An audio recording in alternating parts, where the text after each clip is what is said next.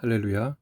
오늘 모든 예중 가족들에게 하나님의 인자하심과 성실하심의 은총이 함께 하시기를 주의 이름으로 축복합니다. 오늘은 민수기 26장 1절에서 4절 말씀을 묵상하겠습니다.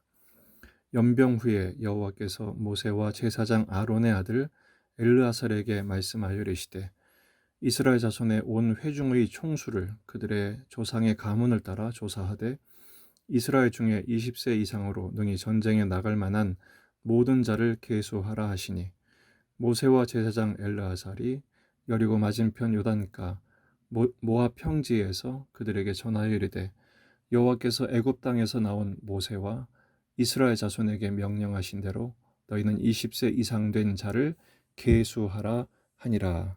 아멘. 오늘 본문에 계시된 주님은 어떤 분이신가? 수를 세라고 명령하십니다. 20세 이상 된 자를 계수하라 이렇게 말씀하시죠. 민수기는 수를 세는 책입니다. 그래서 영어로 넘버스라고 말하고 백성의 수를 센다고 해서 민수기라고 이름을 붙였습니다. 민수기에는 두 번 계수하는 장면이 나오는데 바로 1장과 26장 오늘 말씀이죠. 1장에서는 이스라엘 백성들이 출애굽한 지 2년째 됐을 때 시내 광야에서 20세 이상 남성을 전쟁에 나갈 자를 세게 하셨습니다. 그 이유는 여호와의 군대를 조직해서 광야의 행군을 하게 하기 위함이었죠. 이제 26장에서 모압 평지에서 광야 여행 40년 차 되었을 때 역시 20세 이상의 남성을 계수하게 합니다. 이번의 목적은 두 가지입니다. 가나안 땅의 정복 전쟁을 수행해야 하고 또 하나는 그 가나안 땅에 정착하게 될 때 토지를 분배하기 위한 수를 확인하기 위함이었습니다. 두 번째 인구조사가 필요한 이유는 여호수아와 갈렙을 제외하고 1세대가 출애굽 1세대가 전부 광야에서 죽었기 때문이죠. 오늘 말씀 1절은 이렇게 시작합니다. 연병 후에 여호와께서 수를 세라 이렇게 말씀하시죠. 이 연병이 왜 생겼습니까? 25장에 모압 여인들과 음행하고 우상을 숭배했던 이스라엘 백성들의 죄 때문에 하나님이 질투하신 하나님께서 진노하셨던 것입니다. 하나님은 질투하셨지만 복수하지는 않으십니다. 오늘 26장에서 그 일이 끝나자마자 하나님은 수를 세라고 말씀하시죠. 보통 인간 같으면 이렇게 반역하고 우상을 숭배하고 음란한 하나님을 떠난 이스라엘 백성들에 대하여 특별히 이 이스라엘 백성들을 제대로 다스리지 못한 실패한 지도자 모세에 대하여 경고하거나 문책하거나 그것에 대하여 더 화를 내지 않으십니다. 오히려 계수하라고만 하십니다. 과거의 잘못을 꾸짖는 대신에 과거를 재해석하고 미래를 소망하게 하시기 위함이었습니다. 오늘 말씀의 의미는 첫째, 지난날 하나님의 인도하심을 확인해 보라는 말씀입니다. 26장 끝부분에 가게 되면 두 번째 계수의 전체 이스라엘 20세 이상의 장정들의 수가 60만 1730명입니다. 첫 번째 계수 때 전체 수는 60만 3550명이죠. 그러니까 1820명이 줄긴 했지만 큰 감소는 아니었습니다. 왜냐하면 이들은 40년 동안 광야의 나그네로 살았습니다. 그리고 그동안 많은 일이 있었죠. 메추라기 재앙에서 메추라기를 주셨지만 그 메추라기가 이사이에 끼기도 전에 큰 재앙이 일어나 탐욕의 무덤을 쌓을 정도로 많이 죽었고요. 바로 기브롯 핫다와라 불렀죠. 또 원망하다가 하나님이 주신 만나와 그 물에 대하여 원망하다가 불뱀에 물려서 상당히 많이 죽었었습니다.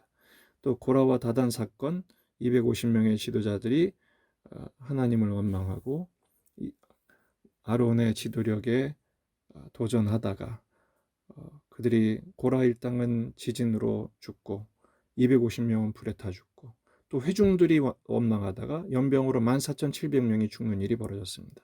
또 앞장에서 모압의 음행으로 24,000명이 연병으로 죽죠.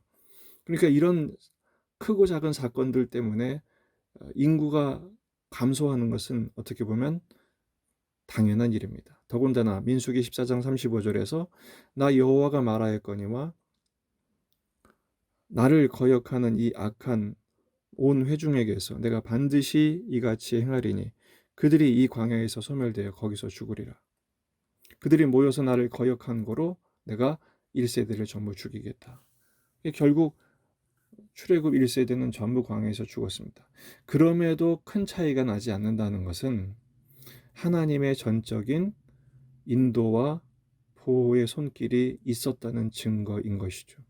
60만의 대군을 40년 광야 여정 가운데 그 많은 사건 사고 속에서도 유지케 하신 것은 이스라엘은 범죄하고 엉망이었지만 전적인 하나님의 은혜와 하나님의 능력으로 지키셨음의 증거가 되는 것입니다. 특별히 이스라엘 백성들이 항상 앞서 메고 나가는 법궤를 보면 그 법궤 안에 3가지가 들어있죠. 돌판, 만나 항아리, 아론 지팡이. 이 3가지의 특징은 이스라엘이 범죄하는 순간마다 하나님은 오히려 그들의 죄를 덮으시고 하나님의 은혜로 그들을 이끄셨다는 증거입니다. 그래서 속죄하셨다 해서 속죄소고 언약대로 행하셨다 해서 언약궤요, 또 오히려 은혜를 베푸셨다 해서 시은좌라고 불리는 것입니다. 과거는 어떻게 해석하느냐에 달려 있습니다. 역사도 해석에 따라 갈리지요. 지난날 어떤 일이 있어도 하나님은 은혜로 인도하셨음을 깨달으라고 수를 세게 하신 것입니다. 우리의 과거도 돌이켜보면 다 하나님의 은혜였음을 고백하지 않을 수가 없는 것입니다. 지난날 하나님의 인도하심을 확인하고 고백하고 감사할 수 있는 우리가 되기를 바랍니다. 두 번째는 미래를 향한 소망을 갖게 하기 위함입니다.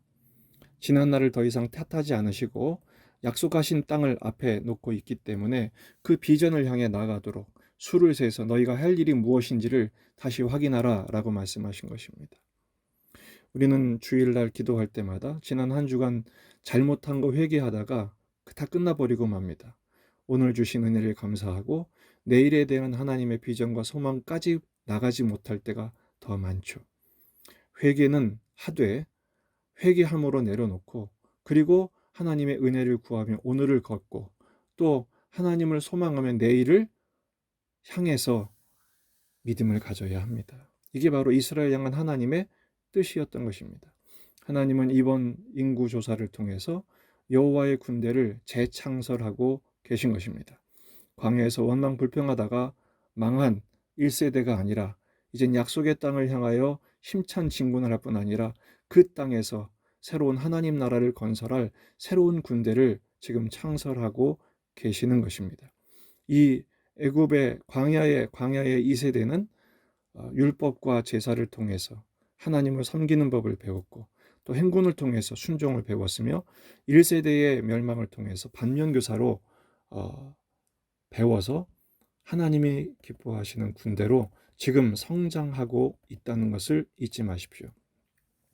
우리가 볼 때는 다 망한 것 같고 아닌 것 같고 틀린 것 같지만 그 중에서도 하나님은 일하고 계신다는 것을 보여주시는 것입니다. 오늘 말씀을 2가지로 적용하십시다. 첫째, 내게 주신 받은 복을 세워보는 믿음을 가지십시다. 그리고 이미 내게 주신 것에 대해 감사하는 마음을 가지십시다. 없는 것만 찾는 것이 불신앙입니다. 참된 신앙은 오늘 우리에게 주신 은혜를 세어보며 감사하는 것이죠. 십자가의 신비가 뭡니까? 죽어도 다시 살게 하는 것입니다. 실패해도 다시 서게 하는 것입니다. 빌립보서 1장 6절 너희 안에 착한 일을 시작하신 이가 그리스도 예수의 날까지 이루실 줄을 우리는 확신하노라. 오늘 우리의 삶의 현실이 어떠하다 할지라도 하나님이 일하고 계심을 잊지 마십시오. 우리에게 착한 일을 시작하신 구원의 역사를 시작하신 주님께서 주님의 날에 반드시 그 뜻을 이루실 것입니다. 그 하나님의 시간과 일정 속에 오늘 우리를 인도하심이 주어져 있습니다. 지난 과거를 그렇게 은혜와 믿음으로 재해석하면 버릴 것이 없습니다. 그래서 항상 기뻐하고 범사에 감사하며 쉬지 않고 기도할 수 있는 것입니다. 두 번째, 과거에 붙들지 말고 미래를 향해 오늘을 감당하라고 말씀하셨습니다. 이스라엘 백성들이 그 숱한 배반과 또 하나님의 연병의 그 심판 속에서도 새날을 바라보게 하시는 그 하나님의 마음을 읽어내셔야 합니다. 과거와 현재와 미래의 모든 시제를 하나님의 은혜와 또 믿음으로 재해석하는 과정이 필요합니다. 이사야 43장 18절 19절 말씀, 너희는 이전 일을 기억하지 말며 옛날 일을 생각하지 말라. 보라, 내가 새 일을 행하리니 이제 내가 나타낼 것이라. 너희가 그것을 알지 못하겠느냐? 반드시 내가 광야에서 길을, 사막에서 강을 내겠다고 말씀하고 계십니다. 과거의 상처는 상처로 내려놓고 십자가 앞에 나아가 치료받으시고, 그리고 하나님의 은혜로 덮음 받아서, 그리고 오늘 주신 은혜를 더욱 구하면서 내일을 향한 하나님의 비전과 소망을 바라볼 때 우리 인생은 하나님 손에 붙들린 인생이 될 줄로 믿습니다. 그래서 오늘 어제와 반복되는 일상이 계속된다 할지라도 의미 없는 반복이 아니라 하나님의 뜻과 비전을 위한 소망 가득한 한 걸음이라고 생각하시고 오늘 주어진 삶을 한 걸음 한 걸음 그리고 담대하게 걸어 나가십시다. 바로 그 행복에 주님이 함께 하시고 성령께서 감동하시며 오늘을 감당할 은혜로 충만케 하실 것입니다. 이 하나님의 은총을 힘입어 오늘도 승리하여 오늘 밤 주님이 오신다 할지라도 후회가 없고 부끄러움이 없는 복된 날을 살아드리는 저와 여러분이 될 수 있기를 주의 이름으로 축원합니다.